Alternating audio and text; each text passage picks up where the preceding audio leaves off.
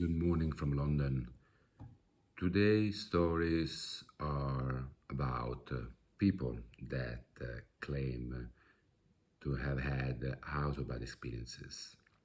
So the first short story, it's something that a good friend of mine a few weeks ago back in Italy.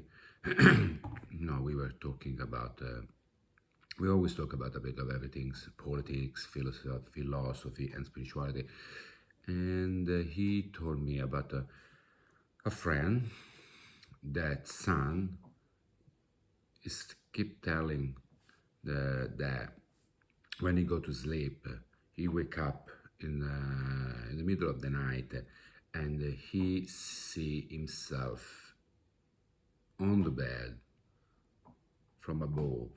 So he obviously claiming that he's leaving his body, and while he's floating in the middle air, he can see himself lying on the bed.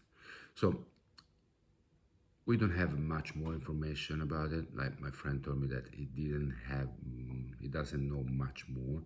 His friends didn't tell more, but it's not a rare case. I mean, I heard countless stories like this. I never had it personally, but I think I was very close once.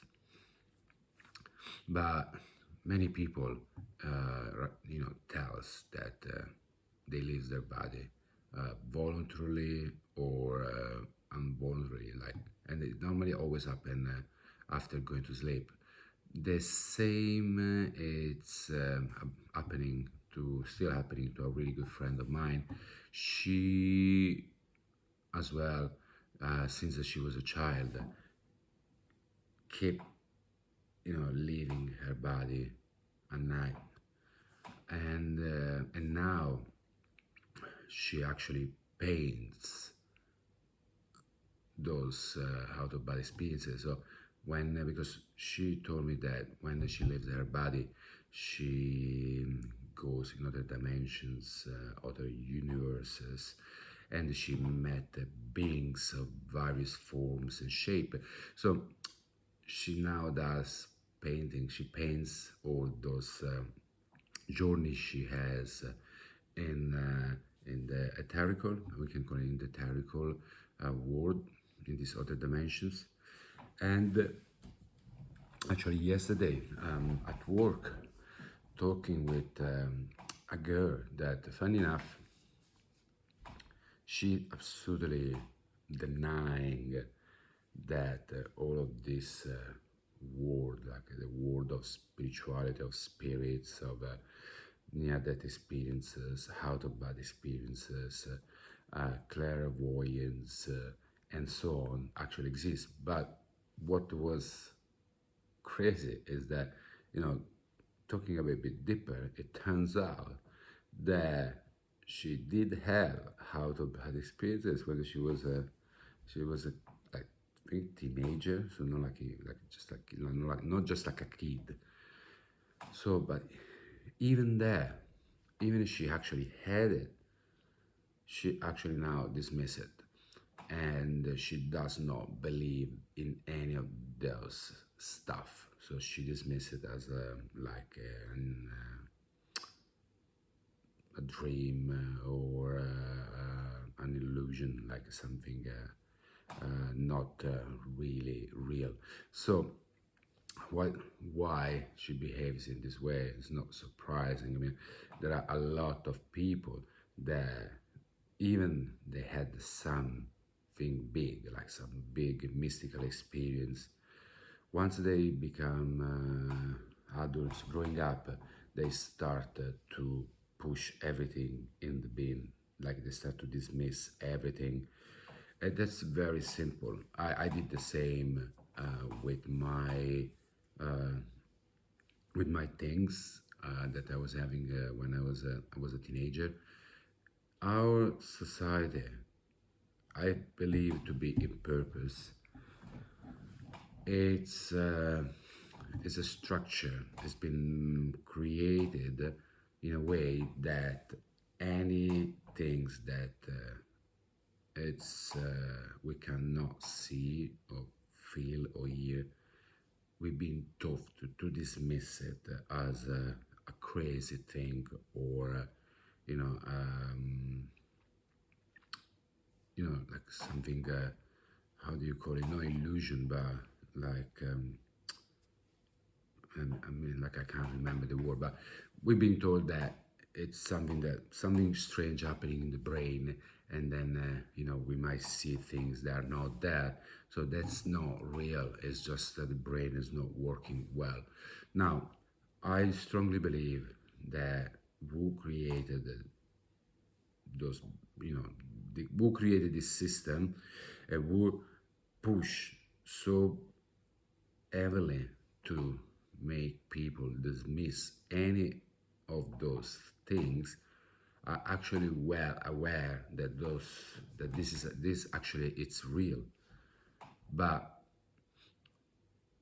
having people believing in something bigger, or something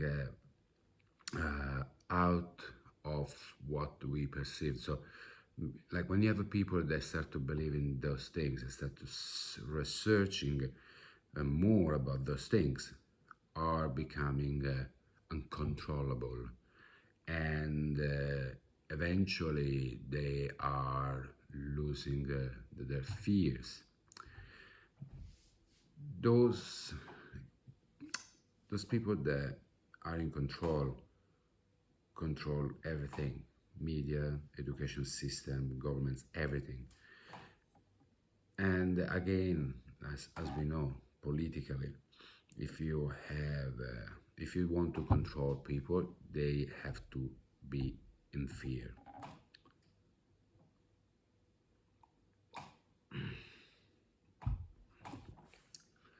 And when you are so heavenly made made to think that all you have is this sort of 4D structures, and there is nothing more, nothing else than that, and you keep secret any things that we might have after we die, if there is something after we die. Obviously, you're so focused and you grab everything that you can from this so-called reality in this lifetime, because not knowing if there is something else or something else after, you will try to achieve and have everything they told you you need, you must have to be happy in this lifetime. All of this cause stress, all of this cause fear, and you are easily controlled and manipulated. I say again, I said, I do believe that those people do have a complete understanding of the spiritual world. They know, they experience it themselves, and they just choose to use it for evil. Sorry. And it is why, you know, our system is so, is so focused on dismiss everything that cannot be explained. Because what cannot be explained? Something that you are not being taught to understand. So you don't know, you cannot explain. So you've been told it doesn't exist. I never had personally out of body experience. I strongly believe to be possible. I mean, I had many time dreams. Actually, the last was when I was back home in Italy. I had dreams that showed up in my life, exactly how I dream it. So obviously, I did go somewhere when I went to sleep. I visit those places, and then once I woke up with my body, I've been physically in those places. So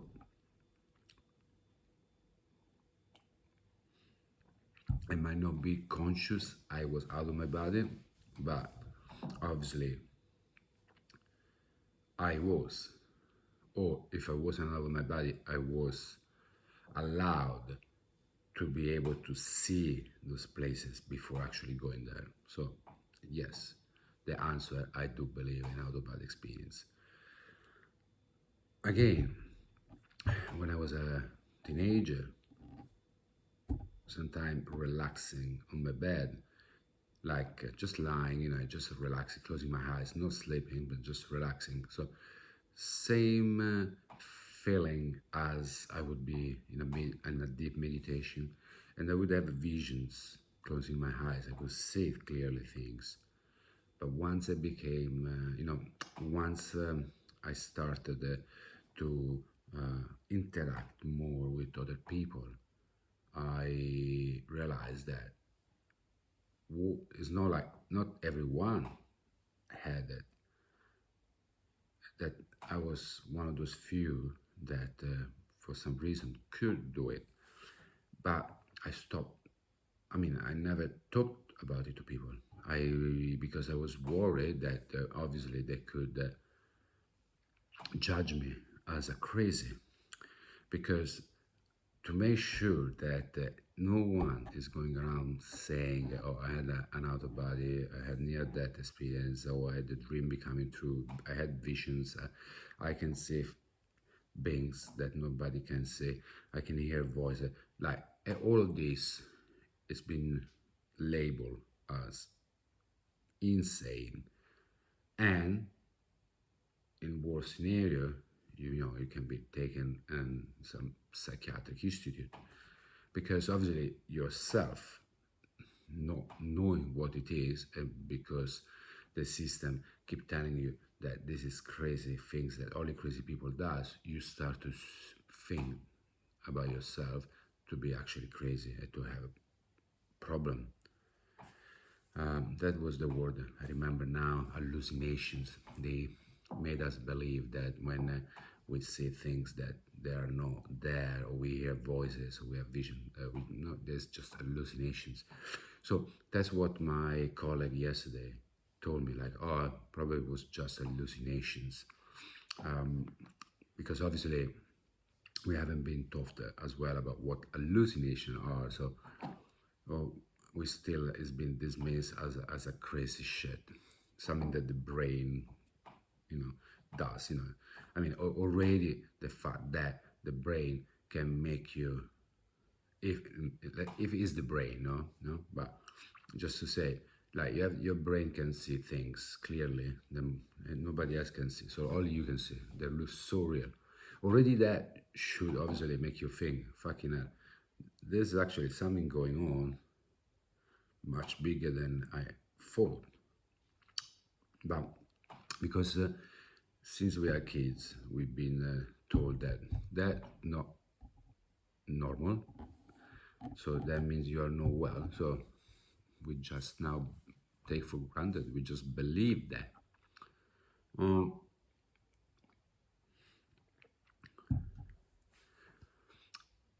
Obviously, something. I mean, something I notice, and then for me, it's obvious now, is that most of those mystical events take place when we are kids or teenagers because we are not being completely indoctrinated, and because is for most of us is a stage in our lives where we are stress free, we are not worried about the future, we are strong and young. So it's like naturally we have some sort of inner peace. It's obviously our energy and spiritual energy are elevated, and that's what normally trigger all those mystical experiences, because we are on the same level of the spiritual walk when we are on higher frequencies. Like, again, can be achieved with inner peace. Inner peace can be achieved from not being conditioned from external circumstances and not being worried or stressed or anxious. Obviously, when we are young, we are naturally tuned in that way because we just still are not yet fully inside this broken system that has been created for us to keep us trapped in fear and worries. So there are many people, I met so many people having out of bad experiences. Very hard to deny it, that exists, especially after my experiences. And I want to share the stories because more we put out there, more people will become aware that there is much more that we've been told. And the only way to let people think about it and is that there are informations that they can watch and read or listen. This is the power of internet. This is the power of internet. We were talking with a friend about this. It's the people that created this system we live in are aware that this tool, it's powerful. We don't need to rely anymore to one centralized mainstream information.